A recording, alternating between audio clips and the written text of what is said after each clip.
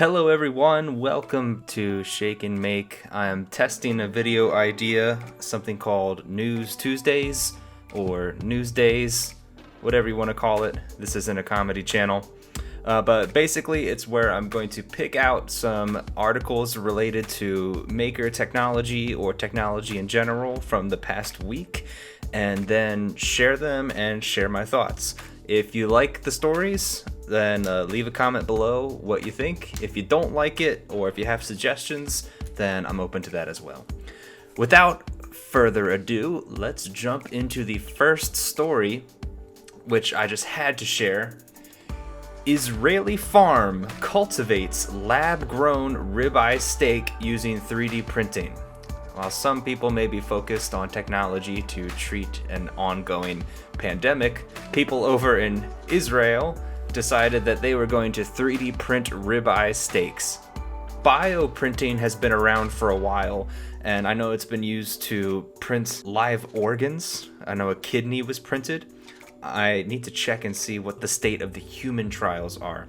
But food has always been part of the bioprinting, and it seems that we've finally reached a breaking point here.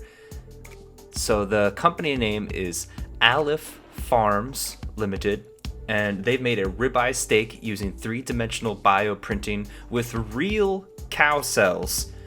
With this achievement, they are now looking to different types of meat to print out. I am hoping for a brisket. If I could have a printer in my home or in the office that could print me out a brisket anytime, that would probably not be good for my health.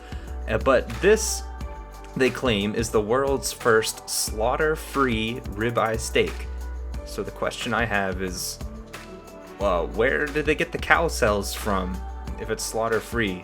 I couldn't find any more information on this, but I imagine them taking or scraping some cow cells and then re-engineering them to grow into steak cells. I assume they are making or printing a raw steak, which they then cook. I don't think it prints out cooked. But what they said is that lab-grown meat could give consumers the taste and nutritional qualities of beef without killing the animal.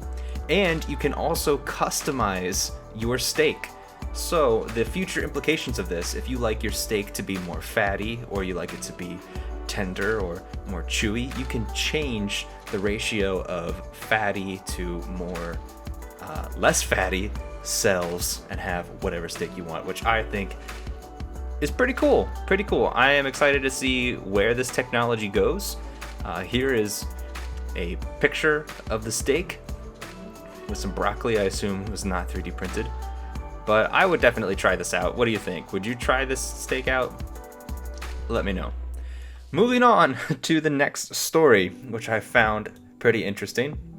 This is coming from a website called Builder Online. The first permitted 3D printed house has hit the market for $300,000, and I believe it is in Long Island, New York. Yes, that's correct. It's in New York. And it's a 3-bedroom, 2-bathroom, open floor plan house that was 3D printed.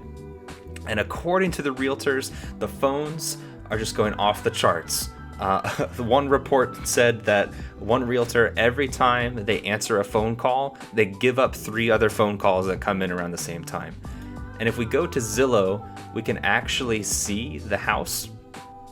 And what I want to know, this picture right here, I don't know if this is before the house was finished or if it looks like the house now, but those layer lines, I mean, if you're going to do a 3D printed house, I wouldn't want it to look like it was 3D printed. I mean, couldn't you at least sand the walls down or something? Nevertheless, it's fascinating because it brings the price of the house down. Oh, here's another picture. Oh, okay, they did put finishing on the sides. Okay, I was wrong. Here is the house, and apparently it's much cheaper compared to similar houses in the area because the 3D printing saved so much time in labor. So check it out. I will leave a link for this house in the description of the video if you're interested in putting in an offer. However, it seems like it's going quick. So if you want to move to Long Island and live in the first 3D printed house that's on the market, now's your chance. And our last story for today. This comes from 3dprintingindustry.com. Researchers hack an Xbox 360 console to develop nanoscale medical 3D printer. So this research team at the Technical University of Denmark repurposed an optical component from the Xbox 360 to replace a conventional stereolithography optical system, which drastically simplified the 3D printing system.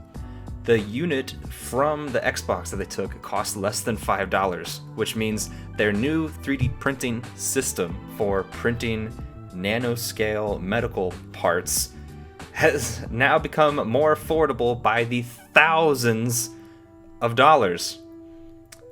The only question I have is, what are the chances that in the middle of printing a life-saving medical device, you get the red ring of death and you're just kind of SOL. What the hell? It's frozen.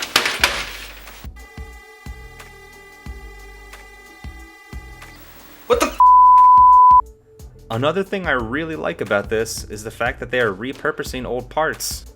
A lot of the time I wonder what happens to all of these old machines, whether it's old gaming consoles, old computers, and it's nice to see that parts are being repurposed, and not just for more consumer goods, but for potentially life-saving medical technology, which is pretty cool.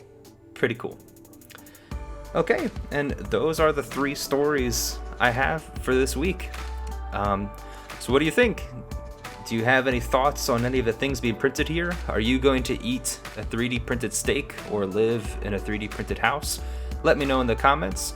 If you want to see more next week, let me know. I'm open to suggestions. Other than that, thanks for watching, and I'll see you next week.